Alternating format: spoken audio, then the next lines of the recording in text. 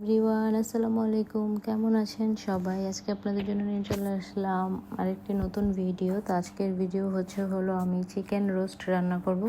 তো সেটাই আপনাদের সাথে শেয়ার করব যে আমি চিকেন রোস্টটা কীভাবে রান্না করলাম। তো ফার্স্টে আমি একটু লবণ আর একটু হলুদ দিয়ে চিকেনগুলোকে ভেজে নিব। হালকা করে ফ্রাই করলেই হবে, একদম ডিপ ফ্রাই করার দরকার নেই। হালকা করে ফ্রাই করে নিব। তারপরে মশলা নিয়ে নিয়েছি, তেজপাতা, দারচিনি, এলাচ, লবঙ্গ, যে মশলাগুলো আসলে লাগে। তারপরে চুলায় আবার পাত্র বসিয়ে দিয়ে সেখানে আমি এই মশলাগুলো দিয়ে দিব। মশলাগুলো হালকা একটু ভাজার পর আমি এখানে পেঁয়াজ কুচি দিয়ে দিব।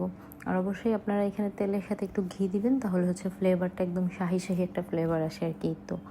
তো এখন একটু পেঁয়াজগুলোকে একটু ভালো করে ভেজে নিতে হবে, মানে ব্রাউন কালার আসার আগ পর্যন্ত, যাতে পেঁয়াজগুলো একদম নরম হয়ে যায়। তারপরে বাকি মশলাগুলো এক এক করে অ্যাড করে দিতে হবে।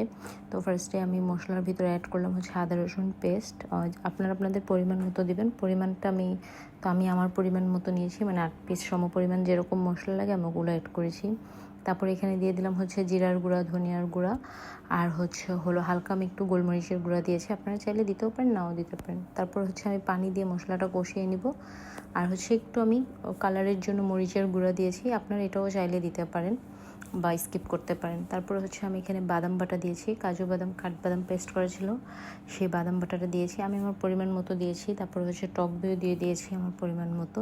তারপর মশলাটাকে ভালো করে একদম কষাতে হবে, উপরে তেল একদম ভালোভাবে ভেসে আসা পর্যন্ত ভালো করে কষাতে হবে। মশলাটা একদম ঢেকে ঢেকে মানে কষাতে হবে। আমি একটু টমেটো সস দিচ্ছিলাম, আমার টমেটো সসটা প্রায় শেষের দিকে, এই জন্য একটু হয়েছে। তারপরে যাই হোক, যতটুকু ছিল আমার অতটুকু হয়ে গিয়েছে। তো একদম মশলাটাকে ভালো করে একদম নেড়েচেড়ে কষাতে হবে। কষানোটাই আসলে হলো রোস্টের মেইন একটা পার্ট। আসলে মশলাটা কষানো যত বেশি হয় তত বেশি মজা লাগে। তারপরে যাই হোক, আমি এখানে দিয়ে দিচ্ছি গুঁড়ো দুধ। তারপরে গুঁড়ো দুধের পর ঢাকনা দিয়ে তারপরেও মশলাটাকে একটু ভালোভাবে কষিয়ে নিচ্ছিলাম। তারপরে যে মশলাটা এরকম অবস্থায় উপরে একদম তেল একদম ভেসে আসবে, ওই অবস্থায় আমি চিকেনগুলো দিয়ে দিচ্ছি। চিকেনগুলো দিয়ে একটু হালকাভাবে আলতোভাবে নাড়া দিতে হবে। বেশি জোরালোভাবে নাড়া দিতে গেলে দেখা যাবে যে ভেঙে যাবে। তো হালকাভাবে নাড়া দিতে হবে। তারপর কতটুকু ঝোল রাখবো সেই অনুপাতে পানি দিয়ে দিতে হবে। আমি এতটা ঝোল রাখতে চাচ্ছিলাম না, এই জন্য আমি পানি একটু কম দিয়েছি। পরে এই পানি দেওয়ার পরে যে এরকম অবস্থায় আমি নামিয়ে নেব। তো নামানোর আগে আমি এখানে কয়েকটা কাঁচামরিচ দিয়ে দিয়েছি। আমি কাঁচামরিচগুলো ভাঙিনি, এভাবেই আমি দিয়ে দিয়েছি। আপনারা এরকম দিয়ে দেবেন, কাঁচামরিচটা দিলে ফ্লেভারটা অনেক সুন্দর হয়। তো এই তো আমার রোস্ট একদম প্রায় হয়ে গিয়েছে। এরকম অবস্থায় আমি একদম চুলা অফ করে দিব।